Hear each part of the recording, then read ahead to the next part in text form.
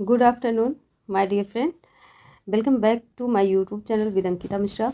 और आज हम देख रहे हैं friend practice set TGT, PGT, एससेट, बीपीएससी, डीएसएसबी, ये सभी के लिए जहाँ भी हिंदी साहित्य पूछा जाता है ये सॉल्व कर रहे हैं हम प्रैक्टिस सेट। और इसका पार्ट 1 हमने कर दिया है, यानी हमने 54 नंबर क्वेश्चन तक कंप्लीट किया था पिछली वीडियो में।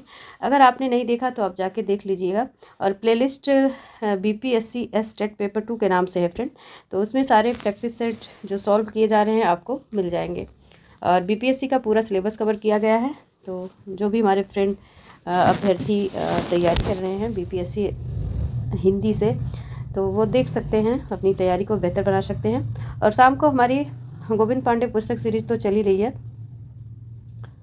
तो जिसमें अब हमारा टॉपिक है, हमने मार्क्सवादी प्रगतवादी आलोचना को ख़त्म कर दिया। और आज का जो हमारा टॉपिक रहेगा फ्रेंड, हिंदी दलित विमर्श और स्त्री विमर्श पर रहेगा, तो उस पर हम चर्चा करेंगे। तो आप लोग ज्वाइन कीजिएगा। और सुबह मॉर्निंग में व्याकरण की क्लास होती है फ्रेंड, छोटी सी होती है, पर अब सीक्वेंस से चल रही है। तो अभी हमने जैसे अभी सर्वनाम के कुछ टॉपिक को क्वेश्चन को कवर किया है।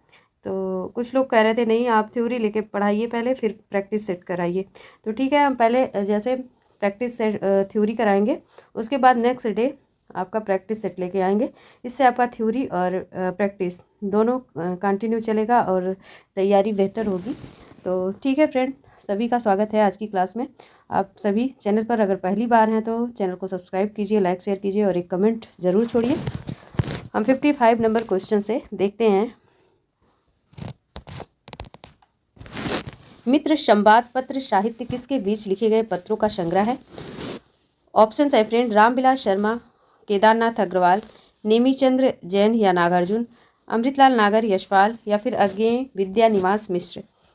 तो friend option A is right answer हो जाएगा, रामविलास शर्मा और केदारनाथ अग्रवाल। और नेक्स्ट क्वेश्चन है, बहुत इजी क्वेश्चन है। लगता नहीं है दिल मेरा आत्मकथा की लेखियां हैं कृष्णा अग्निहोत्री, मैत्री पुष्पा, मन्नू भंडारी या फिर पद्मा सचदेवा। तो लगता नहीं है दिल मेरा आत्मकथा की लेखिका हैं फ्रेंड कृष्णा अग्निहोत्री। आपका दिल किसके बिना नहीं लगता? तो कृष्णा, आप बहुत जपते हैं, ठीक है, हरे कृष्णा। तो कृष्णा के बिना नहीं लगता, ठीक है। नेक्स्ट देखिए, हिंदी में जाति अवधारणा के पुरुषकर्ता कौन है? तो हिंदी में जाति अवधारणा के पुरुषकर्ता कौन है फ्रेंड? अज्ञेय है क्या, डॉक्टर नगेंद्र हैं क्या, या फिर रामविलास शर्मा हैं, या रामचंद्र शुक्ल हैं? तो फ्रेंड जाति अवधारणा इंपॉर्टेंट क्वेश्चन है ये, और इसके पुरुषकर्ता पूछा गया, तो option C is right answer, ठीक है। आगे देखेंगे नेक्स्ट क्वेश्चन। इनमें से कौन सी कृति प्रतिबंधित रही है? भारत भारती, चिंगारियाँ, बंदनी, झांसी की रानी। तो फ्रेंड चिंगारियाँ प्रतिबंधित रही, और प्रेमचंद्र जी का सोजे वतन भी प्रतिबंधित रहा, जिसकी कुछ प्रतियां जला दी गई थी। तो ये इन दोनों को याद रखिएगा, चिंगारियाँ और, तो चिंगारी किसकी है? ये निर्मल वर्मा की है फ्रेंड। आगे देखेंगे, जगदम्बा बाबू गांव आ रहे हैं कहानी संग्रह किस कथा लेखिका की है? ममता कालिया, चित्रा मुग्दल और मैत्री पुष्पा या फिर राजी श्रेष्ठ। तो option B is right answer, Chitra Mudgal. Next, इनमें से कौन सी भाषा संविधान की 8वीं सूची में नहीं है? डोगरी, भोजपुरी, मैथिली, बोडो। मुझे लग रहा है ये मैंने कराया था, मैंने 60 तक कराया था, ठीक है, कोई बात नहीं, आपका रिवाइज ही होगा। तो बोडो मास हमने याद कराया, अभी मुझे याद आया बोडो मास से कि मैंने कराया था इसको, ठीक है। तो बोडो मास, ठीक है, ये संविधान की 8वीं अनुसूची में शामिल भाषाएं हैं। बोडो से फ्रेंड बोडो हो जाएगा, डो से डोगरी, माँ से मैथिली और सा से संथाली, जबकि भोजपुरी नहीं थी, ठीक है। तो option B is right answer हो जाएगा। नेक्स्ट देखिए, विस्मय या आश्चर्य किस रस का अस्थायी भाव है? वीर रस का, हास्य रस का, अद्भुत रस का या फिर रौद्र रस का? 61 नंबर का क्वेश्चन है फ्रेंड। तो विस्मय या आश्चर्य किस रस का अस्थायी भाव है? तो option C is right answer, हाँ, अद्भुत रस का। अद्भुत का विस्मय होता है, ठीक है, वीर का उत्साह, हास्य का हास, रौद्र का क्या होता है? रौद्र का करुण होता है, ठीक। तो करुण नहीं होता शायद, रौद्र का मुझे लगता है वो होता है, क्रोध होता है ना, बिल्कुल। तो रौद्र का क्रोध होता है फ्रेंड, ठीक है, और अद्भुत का विस्मय होता है। चलिए आगे चलते हैं अगले क्वेश्चन पर। आचार्य रामचंद्र शुक्ल के अनुसार सूर्य का ऐसा कौन सी बड़ी भारी विशेषता है, ठीक है, ऐसी कौन सी बड़ी भारी विशेषता है जो तुलसीदास में उतनी नहीं है? तो छंद वैविध्य, या फिर रस वैविध्य, या नवीन प्रसंगों की उद्भावना, या प्रबंध पटुता। तो फ्रेंड नवीन प्रसंगों की उद्भावना, option C is right answer. और नेक्स्ट देखिए, भाषा वह साधन है जिसके द्वारा मनुष्य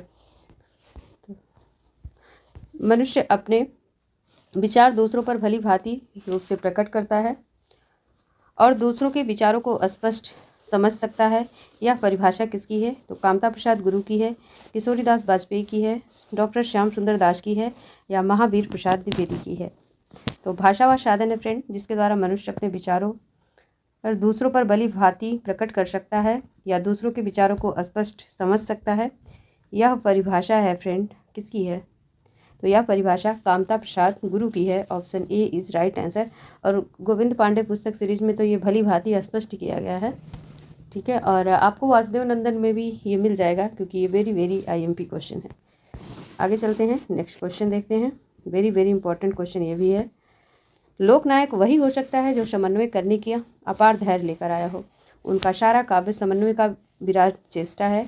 इन पंक्तियों के लेखक हैं आचार्य रामचंद्र शुक्ल, आचार्य हजारी प्रसाद द्विवेदी, आचार्य नंद दुलारे वाजपेयी, या फिर डॉक्टर नगेंद्र। 65 नंबर का क्वेश्चन है फ्रेंड, ठीक है। तो लोकनायक वही हो सकता है जो समन्वय करने की अपार धैर्य लेकर आया हो, ठीक है। उनका सारा काव्य समन्वय की विराट चेष्टा है। इन पंक्तियों के लेखक कौन है? तो फ्रेंड ये इन पंक्तियों के लेखक हैं, option B is right answer, Hazari Prasad Dwivedi हैं, ठीक है। और इन्होंने कब कहा था ये स्टेटमेंट, ये पंक्तियां किसके लिए कही थी? तो इन्होंने तुलसीदास के लिए कहा था कि तुलसीदास को अभूतपूर्व सफलता मिली है। उनके कारण मतलब उसका कारण यही था कि समन्वय की विशाल बुद्धि लेकर उत्पन्न हुए और भारतवर्ष के लोकनायक वही हो सकते हैं जो समन्वय करने की विराट चेष्टा या अपार धैर्य लेकर सामने आए हों, ठीक है। तो इन्होंने तुलसीदास की प्रशंसा में ये शब्द कहा था। वेरी वेरी आईएमपी क्वेश्चन है। नेक्स्ट देखते हैं। नेक्स्ट क्वेश्चन है फ्रेंड, भरत मुनि के रस सूत्र की अनुमतिवाद पर आधारित व्याख्या किस आचार्य ने की है? भट्ट लोलट ने, भट्ट नायक ने, शंकुक ने, या फिर अभिनव गुप्त ने? तो फ्रेंड रस सूत्र की अनुमति वाद पर आधारित व्याख्या आचार्य शंकुक ने की है, ठीक है। और ये किस अनुमति मतलब न्यायवाद से ये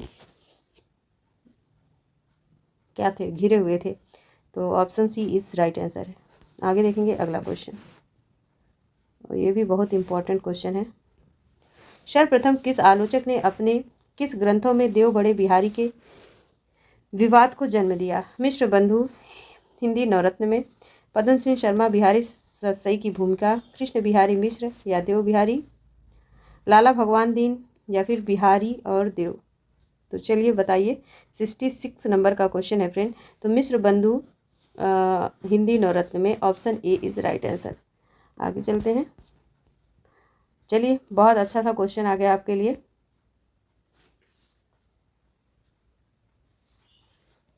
बांधा था विधु को किसने इन काली जंजीरों से, मड़ी वाले फड़ियों का मुख क्या भरा हुआ था हीरो से?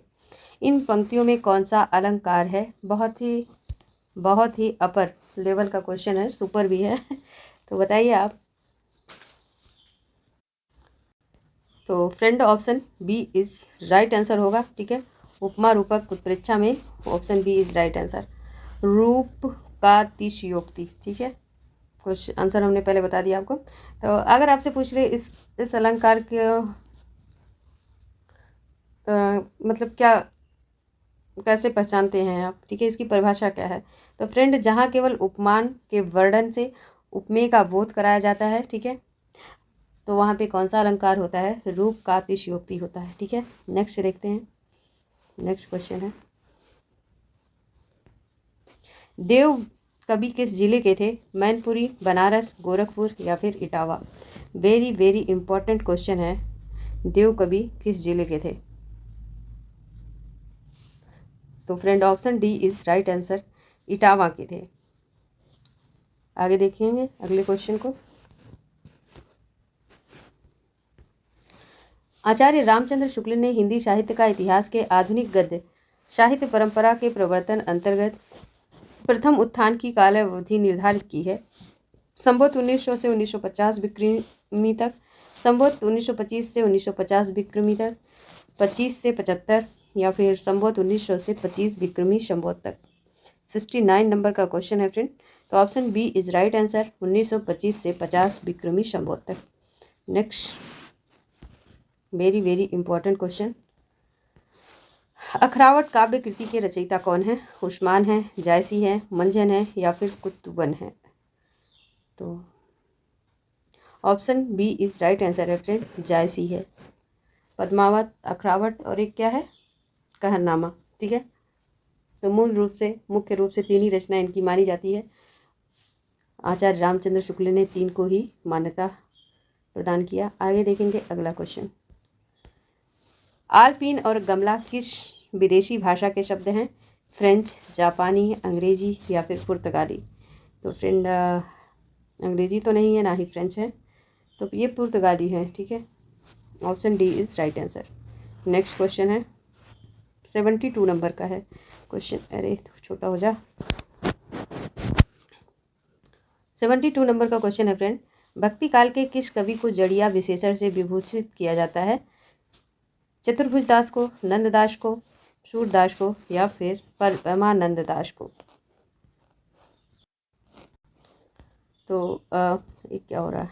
ठीक है, तो friend option B is right answer होगा। ठीक है, नंददास को तो आपने सुना होगा, और कभी गढ़िया, नंददास गढ़िया। ठीक है, तो एक तो नंददास थे कौन फ्रेंड? तो ये भक्ति काल के संत कवियों में थे, और इनके जन्म की बात करें तो इनका जन्म 1572 में हुआ था।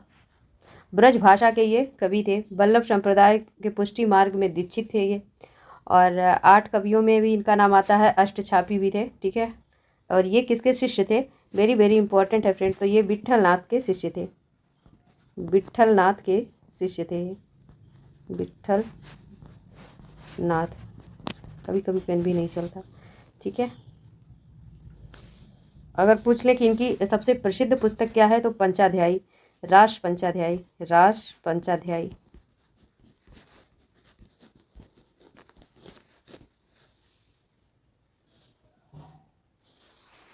आगे चलते हैं अगले क्वेश्चन पर।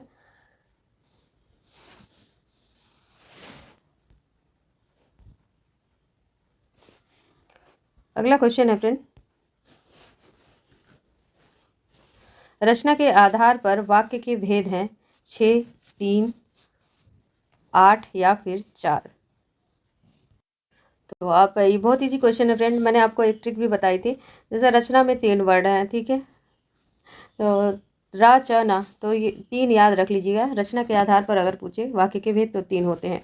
कौन कौन से होते हैं फ्रेंड? तो एक तो सरल या साधारण, ठीक है, दूसरा है संयुक्त, और तीसरा क्या है? तीसरा है मिश्रित। याद रखेंगे। आगे चलते हैं अगले क्वेश्चन पर, और अगला क्वेश्चन है, तो अब्दुल रहीम खान खाना, अच्छा पढ़ा नहीं हमने, रुकिए पढ़ते हैं। तो देख, पढ़ा तो है यार, चल। कत दिखाए कामनी दई दामनी को या बाह, थर थरात सोतन फिरे, फर फरात घिन माही? किस कवि की पंक्ति है? अब्दुल रहीम खान खाना, या बिहारी लाल, या फिर सैयद गुलाम नबी रसलीन की है, या भिखारी दास की है?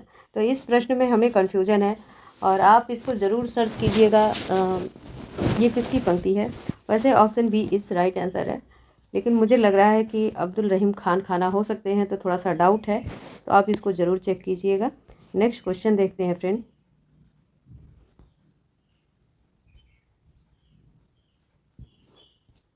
तो ये हो चुका, ठीक है। 65 नंबर का क्वेश्चन देखिए।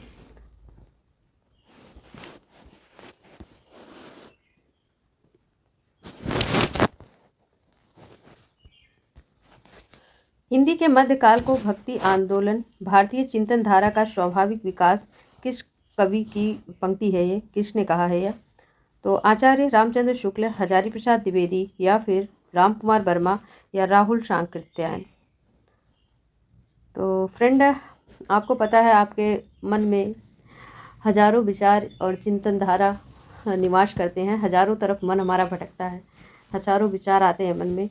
तो ऐसे आप याद रख सकते हैं, इस क्वेश्चन का answer option B is right answer है। नेक्स्ट देखते हैं, नेक्स्ट क्वेश्चन।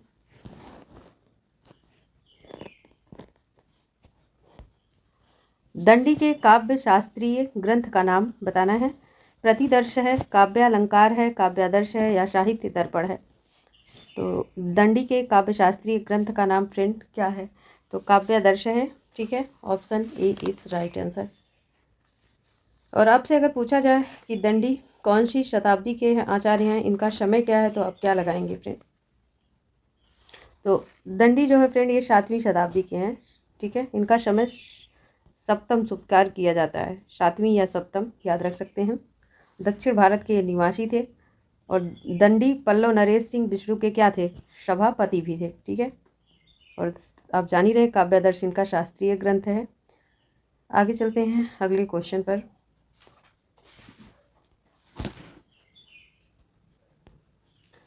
सन 1954 में प्रकाशित नई कविता पत्रिका के संपादक थे अज्ञेय, धर्मवीर भारती, डॉक्टर राम कुमार वर्मा, या फिर जगदीश गुप्त। वेरी वेरी IMP क्वेश्चन है। ठीक है, नई कविता पत्रिका की बात हुई, कहानी की नहीं है। ठीक है, नहीं तो आप कहानी लगा के चले आए, क्योंकि दे देता है ऑप्शन में, नाम तो दे देता है। भाई छोटा हो जाए थोड़ा सा। ठीक, 77 नंबर का क्वेश्चन है फ्रेंड। तो क्या होगा? Option D is right answer. नई कविता जगदीश चंद्र गुप्त। सही है क्या? तो बिल्कुल राइट आंसर है फ्रेंड। ठीक है, 1954 में इसका आरंभ हुआ था और संपादक इसके जगदीश गुप्त थे। और कौन थे? अगर मान लीजिए और किसी का नाम दिया हो जगदीश का ना देके, तो विजय देव नारायण भी थे। ठीक है, विजय देव नारायण भी थे। और कौन थे फ्रेंड? नारायण है भाई, याण नहीं है ये। और ठीक है, और राम स्वरूप चतुर्वेदी को याद रखिएगा, राम स्वरूप चतुर्वेदी। ठीक है, तो ये 3 लोगों ने संपादन किया था। चलिए अगले क्वेश्चन पर चलते हैं। वेरी वेरी इंपॉर्टेंट क्वेश्चन है। खलटाही का दूसरा नाम है? बघेली है, बुंदेली है, ब्रजी है, या फिर छत्तीसगढ़ी है? तो खलटाही का दूसरा नाम क्या है फ्रेंड?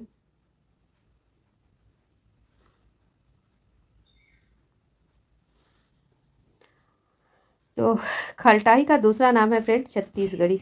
छत्तीसगढ़ी का अगर पूछ ले दूसरा नाम क्या है, तो खलटाही याद रखेंगे आप। नेक्स्ट क्वेश्चन देखिए। स्वनिम का अर्थ है? वर्ण है, अक्षर है, शब्द है, या फिर ध्वनि है? तो स्वनिम का अर्थ है फ्रेंड क्या है? ध्वनि है। Option D is right answer. Next देखिए। गोस्वामी तुलसीदास ने रघुनाथ गाथा रामचरितमानस की रचना किस उद्देश्य से की थी? यश के लिए, लोकहित के लिए, या फिर परंपरा अनुपालन के लिए, स्वांत सुखाय के लिए?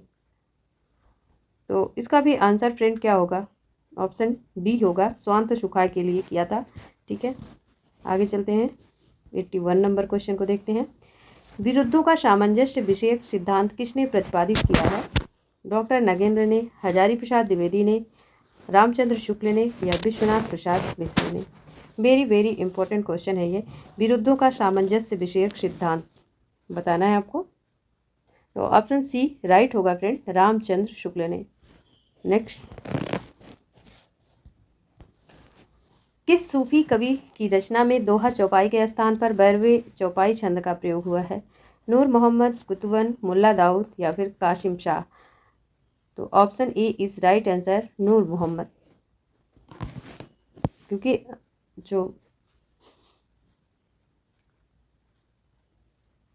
सभी ने तो अवधी भाषा में किया था। ठीक है, और क्या पूछा क्या गया है प्रश्न? 12वें चौपाई छंद। ठीक है, तो लेकिन किसी ने 12वें में नहीं किया था, सिर्फ नूर मोहम्मद ने ही किया था। तो सूफी कवि जो थे सबने जो है दोहा चौपाई में किया था, लेकिन बरवे में सिर्फ किसने किया था? नूर मोहम्मद ने। ठीक है। और मान लीजिए ये पूछ लिया गया किस ग्रंथ में बरवे छंद का प्रयोग किया नूर मोहम्मद ने?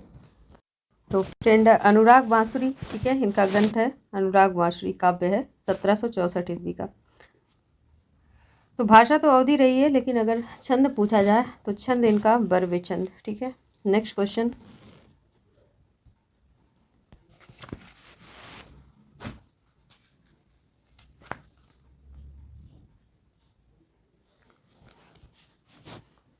नेक्स्ट क्वेश्चन है फ्रेंड, भट्ट लोलट द्वारा प्रतिपादित मत कौन सा है? उत्पत्तिवाद, व्यक्तिवाद, भोगवाद या अनुमतिवाद? 83 नंबर का क्वेश्चन है। तो friend option A is right answer, उत्पत्तिवाद। आगे चलेंगे। नेक्स्ट क्वेश्चन है, काव्य शोभान करान धर्माकरान करात प्रत्यक्षते, ठीक है, प्रच्छते उक्ति के लेखक हैं? आचार्य भामा है, विश्वनाथ है, मम्मट है या फिर दंडी है? 84 नंबर का क्वेश्चन है फ्रेंड।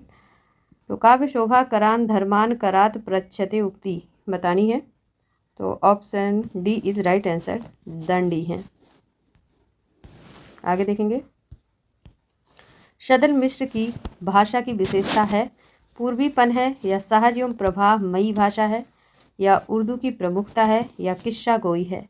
तो फ्रेंड सदल मिश्र की भाषा की विशेषता है, 85 नंबर का क्वेश्चन है, क्या है इनमें? पूर्वीपन था, option A is right answer. और ये बिहार जिले के आरा के रहने वाले थे। आगे चलते हैं। कविता की तीसरी आंख के रचनाकार हैं? शेर जंग गर्ग हैं, मृदुला गर्ग हैं, प्रभाकर क्षत्रिय हैं या फिर इनमें से कोई नहीं? तो कविता की तीसरी आंख किसके पास थी? तो प्रभाकर क्षत्रिय के पास थी, option C is right answer. Next, भक्ति काल को हिंदी काव्य का स्वर्ण युग सर्वप्रथम किसने कहा? मिश्र बंधु ने, आचार्य रामचंद्र शुक्ल ने, ग्रियर्सन ने या फिर हजारी प्रसाद द्विवेदी ने? 87 नंबर का क्वेश्चन है फ्रेंड, और option C is right answer. स्वर्ण युग की जब बात आती है, ठीक है, यहाँ पे एक कंफ्यूजन क्रिएट होता है कि स्वर्ण युग किसने कहा, स्वर्ण काल किसने कहा। लेकिन जब स्वर्ण युग की बात आती है तो ऑप्शन सी लगाएंगे, मतलब ग्रियर्सन। अगर स्वर्ण काल आपसे पूछा जाए, स्वर्ण काल पूछा जाए तो आप किसको लगाएंगे? तो श्याम सुंदर दास को लगाएंगे। ठीक है, श्याम सुंदर दास। आगे चलते हैं अगले क्वेश्चन पर। हिंदी के काव्य भाषा परक समीक्षक का नाम है? विजयदेव नारायण शाही, डॉक्टर रघुवंश, रामस्वरूप चतुर्वेदी या फिर नेमी चंद्र जैन? तो हिंदी के काव्य भाषा के परक समीक्षक का नाम है फ्रेंड, 88 नंबर क्वेश्चन का आंसर क्या होगा? रामस्वरूप चतुर्वेदी। नेक्स्ट, संवेदनात्मक ज्ञान और ज्ञानात्मक संवेदन सूत्र के प्रयोक्ता कौन है? रमेश कुंतल मेघ या विजयदेव नारायण शाही, मुक्तिबोध या फिर मनोहर श्याम जोशी? तो फ्रेंड 89 नंबर का क्वेश्चन है, जिसका आंसर क्या होगा? तो जिसका आंसर है friend, option C is right answer, Muktibodh. Next question है, आचार्य रामचंद्र शुक्ल ने किस कवि को कठिन काव्य का प्रेत कहा है? भूषण को, केशव को, देव को या फिर मतीराम को? तो आचार्य रामचंद्र शुक्ल ने फ्रेंड केशव दास को कठिन काव्य का प्रेत कहा है। अब आपका आंसर आना चाहिए, आज का कोडिंग प्रश्न है आपका, कठिन गद्य का प्रेत किसे कहा जाता है? ये तो काव्य के प्रेत थे। ठीक है, नेक्स्ट देखिए, वाक्य रसात्मक काव्यम काव्य की परिभाषा के प्रस्तोता कौन है? पंडित राज जगन्नाथ, आचार्य वामन, आचार्य दंडी या फिर आचार्य विश्वनाथ? देखिए, हम चाहें तो चारों ऑप्शन एकदम डिस्क्राइब कर सकते हैं, लेकिन उससे क्या होता है ना, लोग पूरी क्लास देखते नहीं, क्लास हो जाती है लंबी और आप लोग देखते नहीं। ठीक, तो इसीलिए थोड़ा सा अवॉइड कर रहे हैं, क्योंकि ये प्रैक्टिस सेट है, आप प्रैक्टिस करिए, जितनी ज़्यादा प्रैक्टिस करेंगे उतना बेहतर होगा। तो वाक्य रसात्मक काव्यम काव्य के प्रस्तुता है फ्रेंड, मैंने बताया था वाह आया है, वाह से विश्वनाथ, तो option D is right answer. Next देखिए, तुलसीदास चंदन घिसे के लेखक हैं, विश्वनाथ मिश्र हैं, हरिशंकर परशाई हैं, कुबेरनाथ राय हैं, इनमें से कोई नहीं है। तो तुलसीदास चंदन घिसे के लेखक हैं फ्रेंड, कौन है? तो option B is right answer, Harishankar Parsai हैं।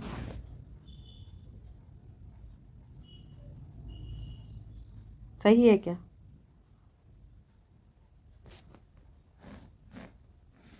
तो बिल्कुल राइट है फ्रेंड। आगे देखिए अगला क्वेश्चन। कुट्टी चाटन नाम से हिंदी के साहित्यकार के निबंध बताना है। निबंध लिखे हैं, किस साहित्यकार ने निबंध लिखे हैं? अज्ञे ने, जैनेन्द्र ने, हजारी प्रसाद द्विवेदी ने, या ये सभी ने? तो बहुत इजी क्वेश्चन है friend, option A is right answer, Agyeya ने। आगे देखिए नेक्स्ट क्वेश्चन। बागरू किस उपभाषा वर्ग की बोली है? पश्चिमी हिंदी, पूर्वी हिंदी, बिहारी या फिर पहाड़ी? तो बागरू फ्रेंड किस वर्ग की बोली है ये? तो option A is right answer, पश्चिमी हिंदी की है। नेक्स्ट देखिए, उदयभान चरित के लेखक कौन हैं? लल्लूलाल हैं, सदर मिश्र हैं, सदा सुखलाल हैं, या फिर इंसा अल्लाह खां हैं? तो फ्रेंड इंसा अल्लाह खां हैं। और इसी उदयभान चरित का दूसरा नाम क्या है? रानी केतकी की कहानी। ठीक है, रानी केतकी की कहानी की कहानी। आगे चलते हैं अगले क्वेश्चन पर।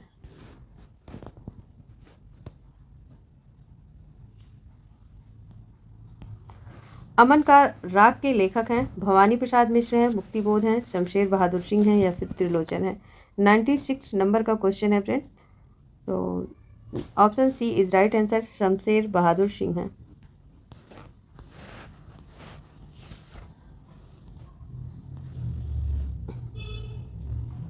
चलिए एक अच्छा सा प्रश्न है आपके लिए और इसको सॉल्व करना है आपको।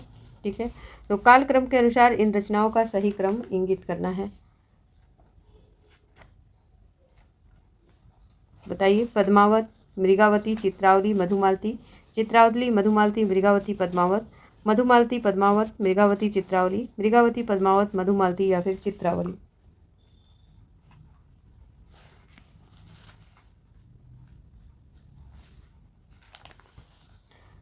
तो फ्रेंड 97 नंबर का हो जाएगा, आपका आंसर हो जाएगा डी, क्योंकि पहले है मृगावती।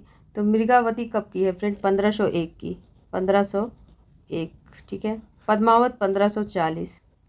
ठीक है, मधुमालती कब की है? मधुमालती किसकी है? मधुमालती भी 45 है, 1545। चित्रावली किसकी है? उस्मान की है।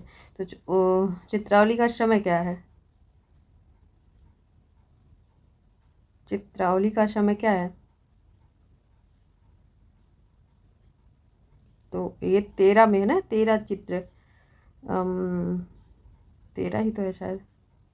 एक सेकेंड, तो 13 पता नहीं 1513 है 1600, वैसे आप 1600 लगाइए, मुझे लग रहा है 1600 ही है, तो 1613। ठीक है, तो मृगावती, पद्मावत, मधुमालती, चित्रावली करेक्ट है फ्रेंड, एक बार आप चेक जरूर कीजिएगा। वैसे तो मैं सही बता रही हूँ।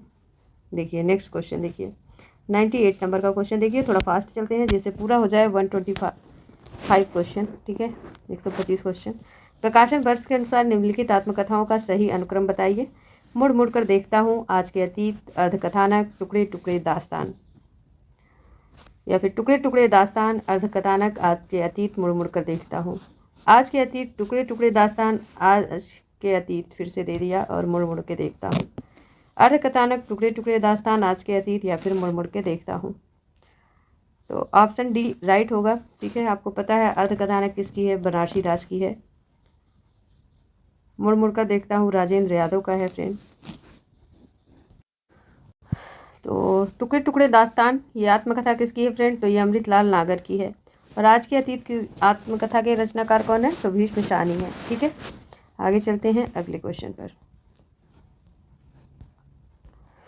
अस्पष्ट व्यंजनों को उच्चारण स्थान के आधार पर कितने वर्गों में बांटा गया है? 3, 4, 2, 5। तो अस्पष्ट व्यंजनों को 4 उच्चारण स्थान के आधार पर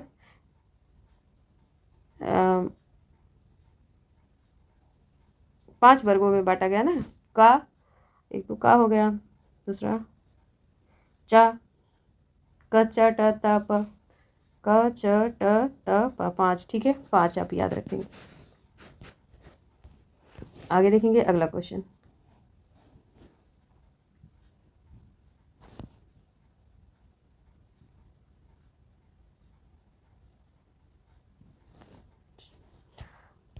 प्रकाशन वर्ष के अनुसार निम्नलिखित महाकाव्यों का सही अनुक्रम बताएं।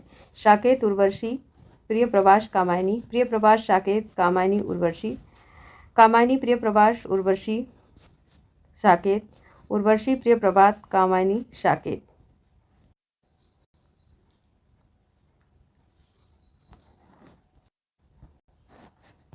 तो सबसे पहले आता है फ्रेंड प्रिय प्रवास, ठीक है, प्रिय प्रवास, प्रिय प्रवास, क्योंकि इसका समय जो माना गया ना 1909 से 13 माना गया, 1909 आप याद रखेंगे। कहीं कहीं आपको 14 भी देखने को मिल जाएगा। इसके बाद आता है साकेत, और साकेत किसकी रचना है? तो मैथिली शरण गुप्त की। प्रिय प्रवास अयोध्या सिंह उपाध्याय हरिऔध का है, ठीक है।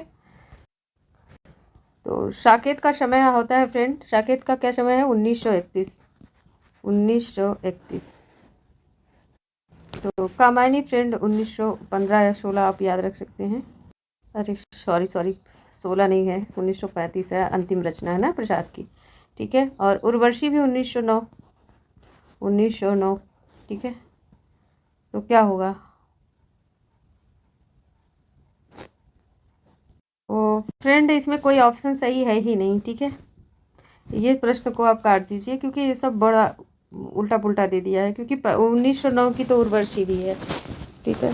इसके बाद 9 की अगर उर्वशी है तो प्रिय प्रवास 1914 का है, कामायनी 1935 की, साकेत 1931 का। तो इस हिसाब से ऑप्शन डी राइट हो सकता है, ठीक है, क्योंकि ये भी 9 की है, 14 का नहीं है ये। तो ऑप्शन डी करेक्ट हो सकता है। लेकिन करेक्ट कैसे होगा? साकेत तो 31 का है, कामायनी 35 की है ना। तो इसलिए कोई ऑप्शन मुझे करेक्ट नहीं लग रहा है, तो इसको आप गलत ही काटिए। चलिए अगला देखिए, अगला प्रश्न। तो राम नरेश त्रिपाठी ने हिंदू, उर्दू, बंगला और संस्कृत की लोकप्रिय कविताओं का संकलन कितने भागों में किया? 6, 7, 10 या फिर 8?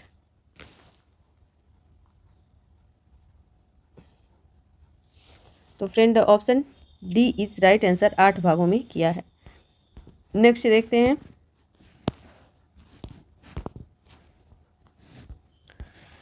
इनमें से कौन सा भाववाचक संज्ञा है? श्याम, नदी, बचपन, पानी। तो भाववाचक संज्ञा पूछा गया, 102 नंबर का क्वेश्चन है फ्रेंड, और option C is right answer, बचपन। नेक्स्ट देखिए, क्योंकि बच्चा से बचपन भाववाचक संज्ञा है।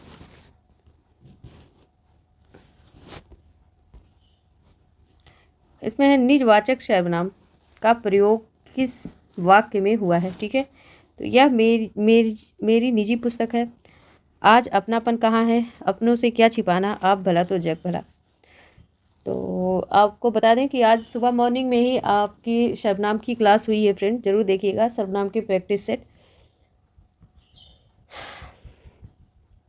तो इस क्वेश्चन का आंसर हो जाएगा friend, option D is right answer, आप भला तो जग भला, ठीक है। Option D is correct answer. Next देखिए, भूतकाल के कितने भेद हैं? 3, 5, 6 या फिर 7? तो भूतकाल के फ्रेंड कितने भेद हैं? 3 भेद हैं। कौन कौन से? तो फ्रेंड है, एक तो होता है पूर्ण भूतकाल, पूर्ण भूतकाल, पूर्ण भूतकाल। दूसरा होता है आसन्न भूतकाल, और तीसरा क्या होता है फ्रेंड? एक तो पूर्ण भूतकाल, आसन्न भूतकाल, आसन्न भूतकाल, और एक होता है फ्रेंड सामान्य भूतकाल, ठीक है, सामान्य भूतकाल। तो पहले आएगा आपका सामान्य, फिर आएगा पूर्ण, फिर आएगा आसन्न। तो ये भूतकाल के 3 भेद हैं। आगे चलते हैं, और आप लोग क्लास पूरी देखिए फ्रेंड, अपने मित्रों तक अपने स्टडी ग्रुप में ज़रूर शेयर कीजिए, और चैनल पर पहली बार है तो ज़रूर सब्सक्राइब कीजिए, और एक कमेंट ज़रूर से ज़रूर आप छोड़ के जाएंगे, ठीक है, क्योंकि हम समाप्ति की तरफ हैं। आगे देखते हैं अगले क्वेश्चन को। तो पवन का संधि विच्छेद क्या होगा? पा धन अवन, पा धन वन, पो धन अन या पौ धन अन? तो 106 नंबर, मतलब 106 नंबर का क्वेश्चन है। Option D is right answer. D होगा किसी होगा, डी होगा किसी होगा। पवन का संधि विच्छेद क्या होगा? 106 नंबर का क्वेश्चन है। तो कहीं कहीं आपको पौ भी, अगर ये वैसे ये ज़्यादा सही है, लेकिन कहीं कहीं ये भी ये ना दे या रहता है, सी ऑप्शन नहीं देगा तो आपको पौ लगाना पड़ेगा।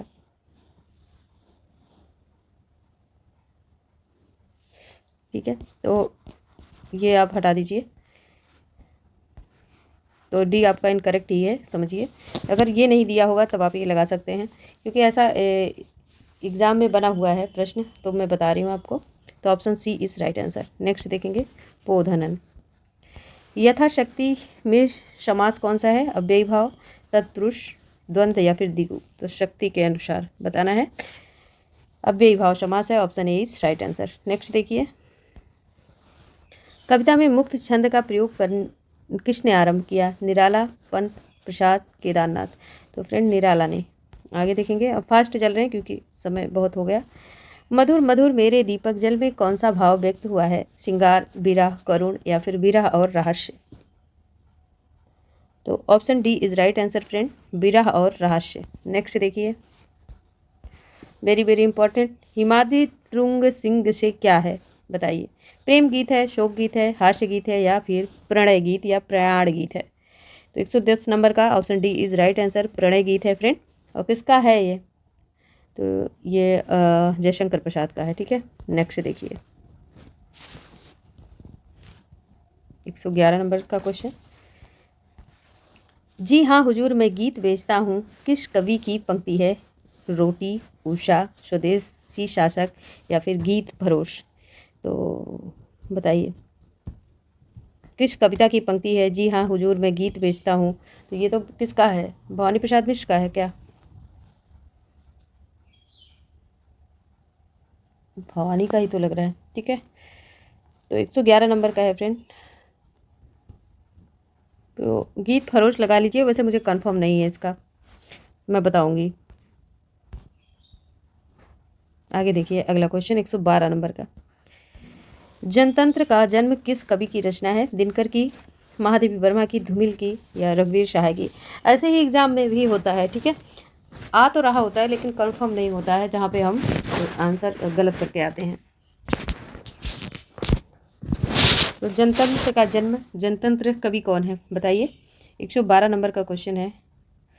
तो जनतंत्र एक रचना है किसी की, बहरहाल यहाँ पे जनतंत्र का जन्म, ये तो कविता है, किसकी है? तो ये दिनकर की है, option A is right answer. Next देखिए, इनमें से कौन आंचलिक कथाकार हैं? प्रेमचंद, प्रसाद, कमलेश्वर या फिर फणीश्वर नाथ रेणु? तो option D is right answer. Next देखिए, अलगू चौधरी और जुम्मन शेख किस कहानी के पात्र हैं? पंच परमेश्वर, सुभान खां, वापसी और परिंदे? तो option A is right answer friend, Panch Parmeshwar. किसकी रचना है पंच परमेश्वर? तो प्रेमचंद की है। नेक्स्ट देखिए, दिल्ली में एक मौत किस कहानीकार की रचना है? मोहन राकेश, भीष्म शाहनी, कमलेश्वर या फिर निर्मल वर्मा? तो दिल्ली में एक मौत किस कहानीकार की रचना है फ्रेंड?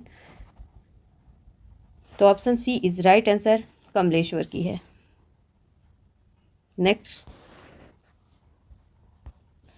भारत में विभाजन और सांप्रदायिकता की घटनाओं से संबंधित कौन सी कहानी है? सुभान खां, मधुआ, लाल पान की बेगम या फिर मलबे का मालिक? तो option D is right answer है फ्रेंड, मलबे का मालिक। नेक्स्ट देखिए, वापसी कहानी में किस पात्र की वापसी का जिक्र है? गणेश जी, नरेंद्र, अमर और फिर गजाधर बाबू?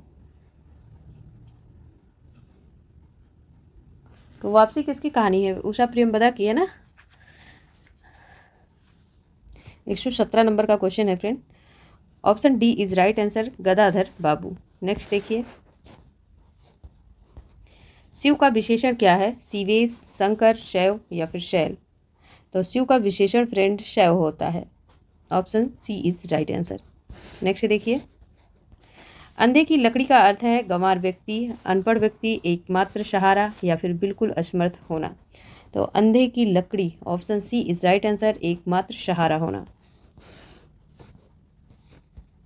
नेक्स्ट देखिए, बीरू और जय में चोली दामन का साथ है? रेखांकित मुहावरे का अर्थ है एक दूसरे पर निर्भरता है, एक दूसरे से शत्रुता है, एक दूसरे से मित्रता है, एक दूसरे से अस्पर्धा है। 120 नंबर का क्वेश्चन है फ्रेंड। तो option A is right answer, एक दूसरे पर निर्भरता है। नेक्स्ट देखिए, टिप्स लगाना का अर्थ है झूठी बातें मिलाना, सिफारिश करना, निशाना लगाना या फिर रिश्वत देना। तो टिप्स लगाना मतलब नुक्स लगा देना, ठीक है। तो option B is right answer, नुक्स नहीं सिफारिश यहाँ पे होगा आंसर, नुक्स मैं गलत बोल गई सिफारिश करना, ठीक है। मान लीजिए सिफारिश ऐसे भी नहीं होती है, कुछ दे लेके भी सिफारिश होती है, ठीक है। आगे देखिए अगला क्वेश्चन, जो गणना के योग्य ना हो, गण्य, नगण्य, अल्पसंख्यक या फिर अधिगण्य। तो जो गणना के योग्य ना हो 122 नंबर का क्वेश्चन है फ्रेंड, असंख्य। गणना योग्य ना हो, नगण्य होगा, नगण्य होगा, ठीक है 122 का। हाँ तो नगण्य भी हो सकता है लेकिन असंख्य भी हो सकता है, क्योंकि जो असंख्य रहेगा उसको भी आप गिन नहीं सकते हैं, ठीक है। तो यहाँ पे दोनों ऑप्शन नगण्य हो सकता है। अच्छा हम इसको देखेंगे, ठीक है। ये भी मुझे असंख्य फिलहाल राइट आंसर है, इसको हम चेक करेंगे। नेक्स्ट क्वेश्चन देखिए, शिव की आराधना करने वाले को क्या कहते हैं, वैष्णव, सिद्ध, शाक्त या फिर शैव। तो फ्रेंड शिव की आराधना करने वाले को शैव कहते हैं, option D is right answer. Next देखिए, किसी संस्था के 25 वर्ष पूरे होने पर होने वाले उत्सव के लिए शब्द है हीरक जयंती, रजत जयंती, शताब्दी या फिर स्वर्ण जयंती। तो फ्रेंड क्या कहते हैं, 25 वर्ष जब पूरा हो जाता है क्या कहते हैं, तो रजत जयंती। और जब 50 पूरा हो जाता है तब स्वर्ण होती है ना, 100 पूरा होता है तो शताब्दी। आगे चलते हैं और ये लास्ट क्वेश्चन है, उज्ज्वल का सही संधि विच्छेद है उत धन जबल, उत धन ज्वल, उत धन जल या फिर उत धन ज्वल। तो option B is right answer है फ्रेंड। और यहीं तक है, इसके पहले की भी वीडियो देखिएगा आप, डिस्क्रिप्शन में लिंक मिल जाएगा, वहाँ से ज्वाइन कर सकते हैं अगर आपने नहीं देखा है तो। चलिए मिलते हैं नेक्स्ट प्रैक्टिस सेट के साथ नेक्स्ट डे। Thank you.